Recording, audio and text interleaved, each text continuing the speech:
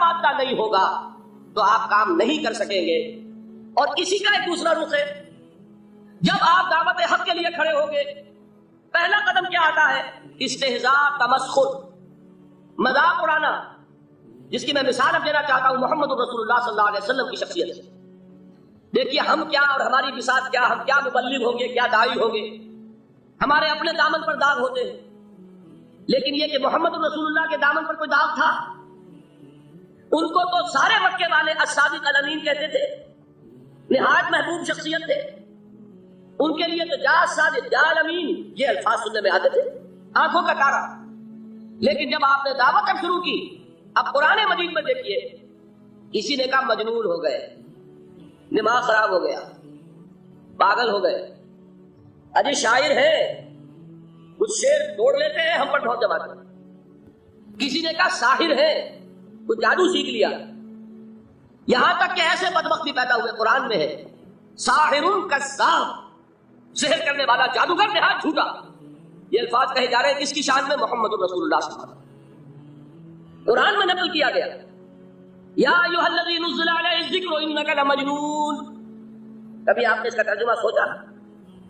اے وہ شخص، دیکھیے تصور کیجئے حضور جا رہے ہیں، تشریف لے جا رہے ہیں، کسی دعوت میں ہے، تبلیغ میں ہے، یا ویسے ہی تشریف لے جا رہے ہیں، اور کوئی ایک دم گھٹا ہے لوگوں کا، ادھر سے فکرہ آتا ہے، تیر کی طرح لگتا ہے دل میں جا کر محمد کے صلی اللہ علیہ وسلم. اے وہ شخص جس کا یہ خیال ہے کہ اس پر کوئی ذکر نازل ہو رہا ہے، ہمارے خیال میں تو تمہارا دماغ خراب ہو گیا.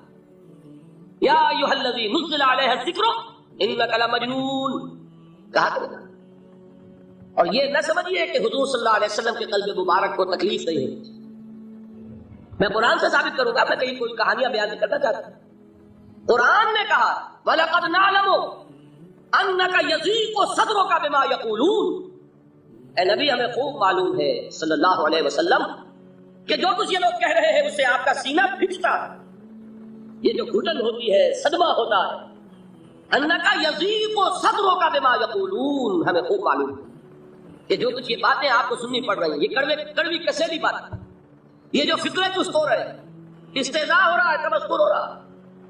سورہ ہجر میں ہے، ایک جگہ کھڑے ہوئے لوگ قرآن کا مذاق اڑا رہے ہیں، بھائی فلاں آیت تم لے جانا، فلاں آیت میری ہوگی، اس کے ٹکڑے کر رہے ہیں، اس کے ٹکڑے حصے بکھرے کر کے ٹیما بنا کر ان آیات کا تمسخر اڑا رہے ہیں. ایک جگہ قرآن مجید میں مذکور ہے کہ فرشتوں کا مذاق اڑ رہا ہے. بھائی دیکھو محمد نے کہا ہے صلی اللہ علیہ وسلم کہ جہنم پر تو کل 19 فرشتے ہیں، علیہا 19 قرآن میں آیت نازل ہوئی. ایک پہلوان کہتا بھائی 10 کو تو میں سنبھال لوں گا، باقی 9 کا تم انتظار کرو.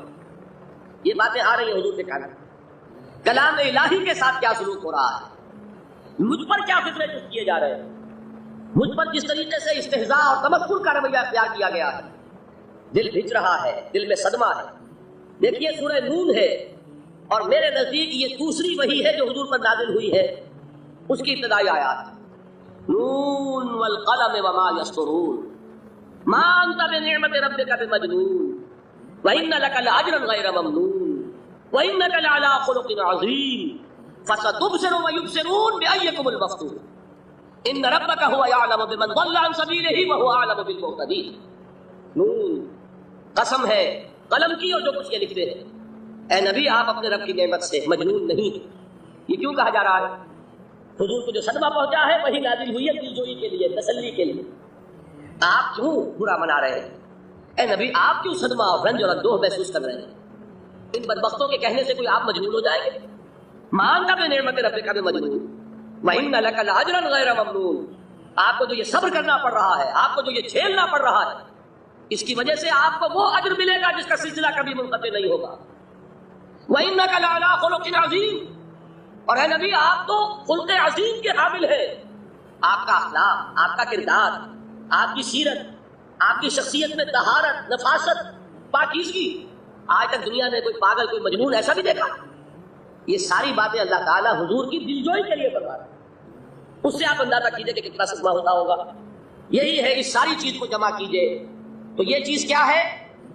وَاصْبِرْ عَلَىٰ مَا يَقُولُونَ وَاهْجُرْهُمْ هَجْرًا جَمِيلًا. صبر کرو اے نبی، صبر کرو اے محمد صلی اللہ علیہ وسلم، جھیلو اور برداشت کرو اس پر جو یہ کہہ رہے. اچھی طرح نوٹ کیجئے یہ بات، ذرا سیرت ہی کا سمجھ لیجئے، آج ایک بیان ہو جائے گا. یوں سمجھیے جب حضور نے یہ کہا کہ مجھ پر وحی نازل ہوئی، فرشتے سے ملاقات ہوئی، تو اب وہ چہمے گوئیاں شروع ہو گئی، معلوم ہوتا دماغ خراب ہو گیا۔ دیکھیے ہم نہیں کہتے تھے یہ جا کے غار حرا میں بیٹھتے ہیں، کئی کے دن رہتے ہیں، بھوکے رہتے ہیں، وہ خشکی چڑھ گئی نا آگے۔ یہ جس طرح کی باتیں دنیا میں آج ہوتی ہیں اسی طریقہ کی باتیں ہوتی ہیں۔ عتبہ ابن ربیعہ ایک مرتبہ آتا ہے، کیونکہ قریش کے بڑے لوگوں میں سے تھا، تو قریب آ کر بڑی اپنائیت کے ساتھ، بڑی شفقت کے ساتھ، بڑے بزرگانہ انداز میں کہتا ہے بھتیجے حضور سے، بھتیجے اگر واقعی کسی بدروح کا سایہ ہو گیا ہے تم پر، وہ آسیب آ گیا ہے تو مجھے بتا دو، میرے بہت سے عاملوں سے تعلقات ہیں، میں کسی کو بلا کر یہ تمہاری بدروح دور کر دوں گا۔ اب آپ سوچئے کیا بیتی ہوگی حضور کے دل پر۔ یہ وہ کیفیات ہیں، اور یہ نوٹ کر لیجئے 4 برس تک یہی شکل رہی، مخالفت اسی نوع سے ہوئی ہے جس کو کہتے ہیں فزیکل پرسیکیوشن، جسمانی تشدد، وہ پہلے 4 سال نہیں ہوا۔ اس کی وجہ کیا ہے کہ در حقیقت جب بھی کبھی کوئی ایسی دعوت اٹھتی ہے، اب مجھے اجازت دیجیے میں ایک لفظ انقلاب یہاں استعمال کر لوں، انقلابی دعوت۔ کل میں نے کہا تھا نا، ایک ہوتی ہے خالص مذہبی تبلیغ، ایک ہوتی ہے انقلابی تبلیغ۔ مذہبی تبلیغ کی سب سے بڑی مثال عیسائیت کی تبلیغ، اور انقلابی تبلیغ کی سب سے بڑی مثال اشتراکی تبلیغ۔ میں باہر سے مثالیں دے رہا ہوں، اندر سے نہیں دینا چاہتا۔ آگے یہ کہ قدر گفتیں ہیں، باقی فکر کرو، آگے انسان اپنی عقل سے کام لے، سوچے، غور و فکر کرے۔ تو یہ انقلابی تبلیغ تھی محمد رسول اللہ صلی اللہ علیہ وسلم، اور انقلابی تبلیغ کے ذریعے بات جان لیجئے کہ پہلا رد عمل جو ہوتا ہے معاشرے کا وہ یہ ہوتا ہے کہ کوئی ایسی بات گھبرانے کی نہیں ہے۔ ایک آدمی کا دماغ خراب ہو گیا ہے اور کچھ سر پھرے قسم کے چند نوجوان اس کے ساتھ ہیں، ایسی کیا بات ہے گھبرانے کی؟ مشت خاک ہے، بس ان کو چٹکیوں میں اڑاؤ، جو چٹکیوں میں اڑانا کہلاتا ہے نا۔ اسی کو قرآن مجید میں ایک اور جگہ کہا گیا ہے، یریدون لیطفئوا نور اللہ بافواہہم، یہ چاہتے ہیں کہ اللہ کے نور کو اپنے منہ سے بجھا دیں، پھونکے مار کے ہی بس۔ تو پہلا رد عمل جو ہوتا ہے ایک نظام کا، ایک کسی انقلابی دعوت کے خلاف، وہ رد عمل ہوتا ہے استہزاء، تمسخر، مذاق کرو، ان کو جس کو آپ انگریزی میں کہتے ہیں ڈی مورلائز کرو، ان کی ہمتیں جو ہے وہ ٹوٹ جاتی، ان کو اس طریقے سے، اسی کا نام ہے آج کل کی اصطلاح میں کیریکٹر اسیسینیشن۔ ان کی شخصیتیں جو ہیں ان کو داغدار کر دو، ان کا اعتبار ختم کر دو، ان کا استہزاء کرو، تمسخر کرو۔ اور یہ میں آپ سے عرض کر رہا ہوں اس وقت ایک گناہ فخر کے ساتھ اور اللہ تعالیٰ کا شکر ادا کرتے ہوئے کہ میں نے جو کام بھی کیا ہے اس وقت پاکستان میں، آپ نے اخبارات میں دیکھا ہوگا، بڑا دقیانوسی مولوی ہے، بیگمات کا رد عمل جو ہوا وہ آپ کے علم میں ہوگا۔ بڑے جو یہ جدید ہمارے روشن خیال قسم کے جو صحافی ہیں، اگر کہیں آپ نے پڑھا ہو جس طرح استہزاء ہوا، جس طرح مذاق اڑایا گیا، جو الفاظ استعمال کیے گئے، وہ میرے نزدیک بہت بڑی سند ہے جو اللہ کے ہاں جا کر پیش کروں گا کہ اللہ تیرے دین کے لیے، میں نے اپنے گھر سے کوئی بات نہیں کہی، میں نے جو بات کہی وہ جو شریعت محمدی کی بات ہے وہ کہی۔ اگر اپنی طرف سے کہیں ہو کوئی اضافہ کیا ہو تو اللہ تعالیٰ کی پھٹکار ہو مجھ پر اور لعنت ہو مجھ پر، لیکن اگر میں نے وہی کچھ کہا جو شریعت محمدی کا تقاضا ہے اور قرآن اور سنت کی بات ہے، تو پھر اگر مجھے کسی نے پاگل کہا اور کسی نے دقیانوسی کہا اور کسی نے اور فکرہ جست کیا، تو میں اس کے لیے، میں تو سمجھتا ہوں میرے لیے وہ سند ہے جو اللہ تعالیٰ کے ہاں بجا کر پیش کروں۔ اور یہ جان لیجئے کہ وہی بات ہوتی ہے ہمیشہ، ہسٹری ریپیٹس اٹسیلف۔ وہ بات کریں گے جو حضور نے کی تھی، وہی رد عمل سامنے آئے گا جو اس وقت آیا، اس لیے کہ یہ تو جو انسانی مزاج ہے وہ نہیں بدلا، معاشرے کا انداز نہیں بدلا، وہ جو کام ہوگا اس کا رد عمل ابتدائی وہی ہوگا۔ اور اس میں در حقیقت امتحان ہوتا ہے صبر کا۔ کیا دل شکستہ ہو کر بیٹھ رہے گا انسان؟ ہمت جواب دے جائے گی، کمر ٹوٹ جائے گی، قوت ارادی اور عزیمت جو ہے مزمحل ہو جائے گی، پھوکوں سے چراغ بجھ جائے گا۔ یہ جو میں نے آیت آپ کو سنائی تھی اس کا بڑی خوبصورت کی ساتھ ترجمہ کیا ہے مولانا ظفر علی خان کہ نور خدا ہے کفر کی حرکت پہ خندہ زن، پھوکوں سے یہ چراغ بجھایا نہ جائے گا۔ یریدون لیطفئوا نور اللہ بافواہہم واللہ متم نورہ ولو کرہ الکافرون، یہ چاہتے ہیں کہ اپنے منہ کی پھوکوں سے اللہ کے نور کو بجھا دیں، حالانکہ اللہ تعالیٰ تو اپنے نور کا اتمام فرما کر رہے گا، خواہ ان کافروں کو کتنا ہی ناگوار ہو۔ اس کی ترجمانی ہے نور خدا ہے کفر کی حرکت پہ خندہ زن، پھوکوں سے یہ چراغ بجھایا نہ جائے۔ بہرحال اس مرحلے پر میں نے آپ کو 2 صبر بتائے۔ صبر کس چیز سے؟ اپنا کیریئر دنیاوی جو بھی آپ حاصل کر سکتے تھے، ذہین آدمی ذہانت لگائے گا تو دین کی دعوت دے گا ایٹ دی انٹلیکچوئل لیول، اور یہ بات جان لیجئے کہ یہ چیز دنیا میں کسی کمائی کا ذریعہ نہیں بن سکتی۔ اسے قربانی دینی پڑے گی کیریئر کی، اپنے مفادات کی، تب کام کر سکے گا۔ عام آدمی وقت لگائے گا، صلاحیتیں سرو کرے گا، اپنی وہی اس وقت سے توانائی سے پیسہ بنا سکتا تھا۔ آج کل تو آپ کو معلوم ہے کہ بڑی سادی ہو گئی ہے یہ حساب کتاب کی بات، بہت سادہ۔